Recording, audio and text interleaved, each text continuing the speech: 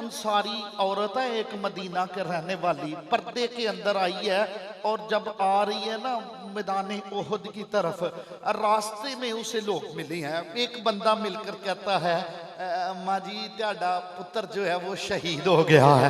वो औरत जो है एक ही सवाल करती है, कहती है मुझे बताओ मेरे मुस्तफ़ा का क्या हाल है, क्योंकि मुनाफिकीन ने, दुश्मनों ने ये खबर उड़ा दी थी कि अल्लाह के रसूल नौज़ुबिल्लाह शहीद हो गए। तो वो इस परेशानी में थोड़ा आगे जाती है, उसे बताया जाता है ऐ माँ जी तुम्हारा भाई शहीद हो गया। वो पूछती मुझे मेरे पुत्र का ना बताओ, मुझे मेरे भाई का ना बताओ, मुझे बताओ मेरे मुस्तफा का क्या हाल है। वो आगे जाती है, फिर उसे बताया जाता है ऐ अल्लाह की बंदी तेरा बाप शहीद हो गया।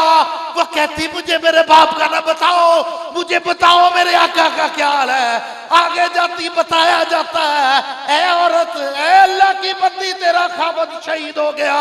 वो कहती मुझे मेरे खामद का ना बताओ, मुझे बताओ मेरे मुस्तफा का क्या हाल है। आगे जाती है, जब देखती है सामने मुस्तफा का बदुआ का मुखड़ा नजर आ गया, अल्लाह के रसूल की बारगाह में हाजिर होकर कहती या रसूल अल्लाह आप ठीक है।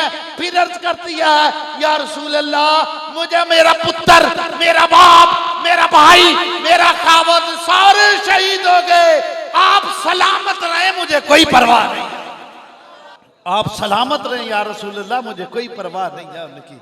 इस तरह गुलामों ने अपने नबी की लिए जानों के नजराने पेश किए हैं लोगों। और आगे आगे देखिए, जब गज़वा तबूक का मौका आया, हजरत अबू बकर सदीक रज़ी अल्लाह तआला अन्हु घर का सारा सामान मुस्तफ़ा के कदमों पे निसार कर दिया।